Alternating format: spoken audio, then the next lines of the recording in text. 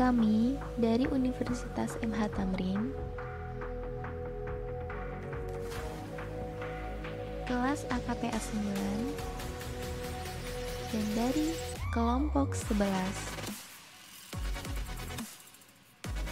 yang terdiri dari Nadia Livia,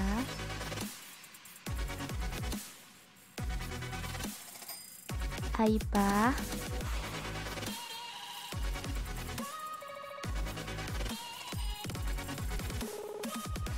Epsi Rama Hasanah, dan Yulia Fajarianti. Di sini kami akan membahas tentang audit sampling.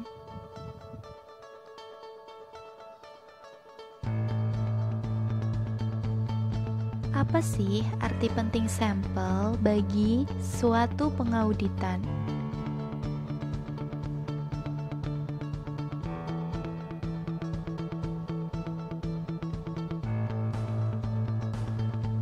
Sampling audit adalah penerapan prosedur unsur-unsur suatu saldo akun atau kelompok transaksi yang kurang dari 100% dengan tujuan untuk menilai beberapa karakteristik saldo akun atau kelompok transaksi tersebut.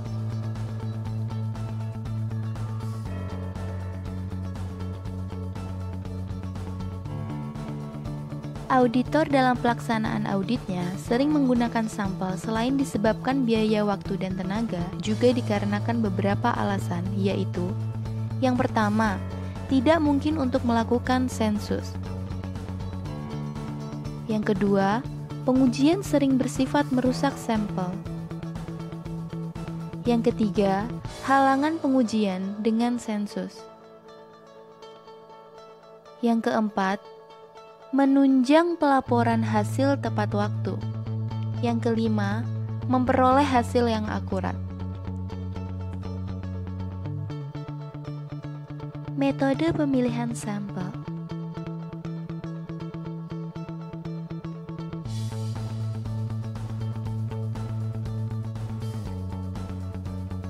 Banyak cara yang digunakan untuk memilih satu sampel, namun secara garis besar, pemilihan sampel dapat dikelompokkan menjadi dua, yaitu metode pemilihan sampel probabilitas dan metode pemilihan sampel non-probabilitas.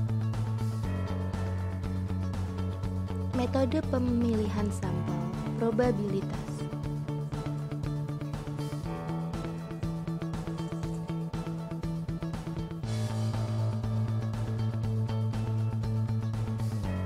Metode ini menggunakan statistik sebagai dasar menentukan sampel dengan dasar pertimbangan ekonomis atas waktu dan biaya. Kemampuan generalisasi metode ini dapat dipertanggungjawabkan karena menggunakan statistik untuk menentukan ukuran sampel. Ada pemilihan sampel acak sederhana, pemilihan sampel sistematis, pemilihan sampel acak berdasarkan starta, pemilihan sampel berdasarkan kelompok, dan pemilihan sampel area. Metode pemilihan sampel non-probabilitas.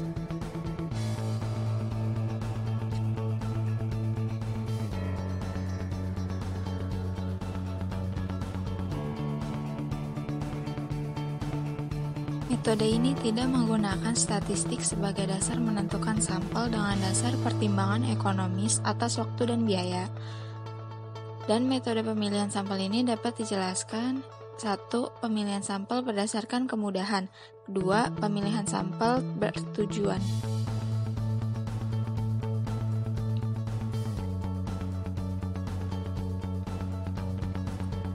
Sampel representatif.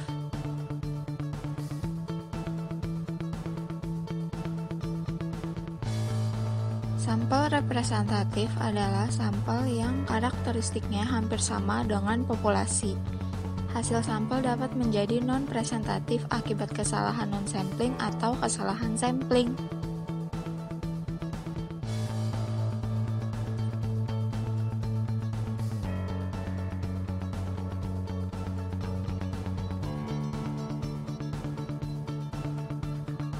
Sampel yang representatif harus dilakukan dengan ketentuan bahwa sampel 1.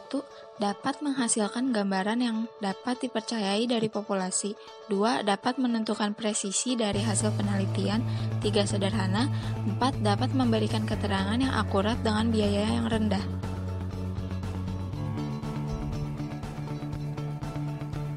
Risiko sampling adalah risiko bahwa auditor mencapai kesimpulan yang salah karena sampel populasi tidak representatif.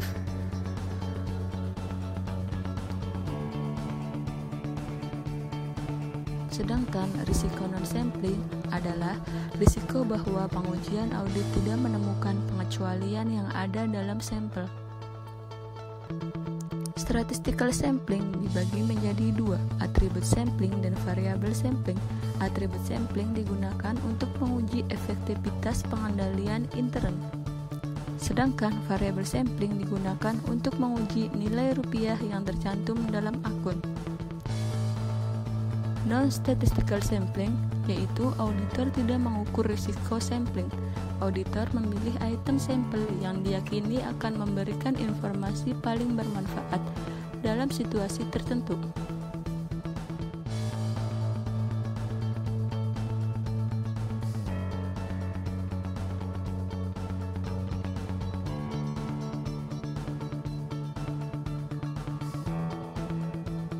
Sampling audit dalam pengujian rinci.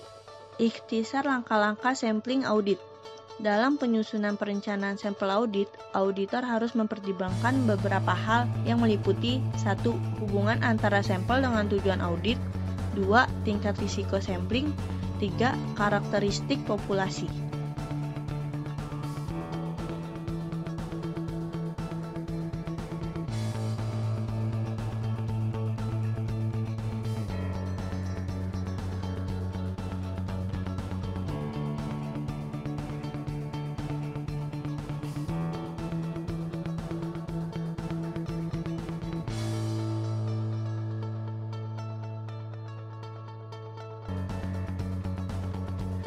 Prosedur pengujian pengendalian.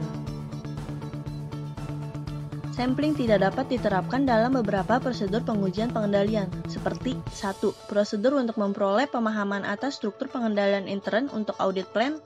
2. Pengujian atas prosedur dan kebijakan struktur pengendalian intern yang sangat bergantung pada pemisahan tugas. 3. Pengujian atas prosedur atas kebijakan struktur pengendalian intern yang menghasilkan dokumen.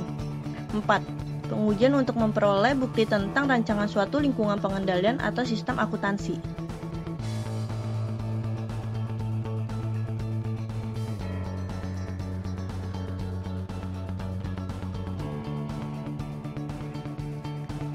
Bila prosedur audit tidak mungkin diterapkan, auditor harus mencari penyebabnya dan mempertimbangkan sampel tersebut sebagai penyimpangan dari prosedur untuk tujuan penilaian sampel.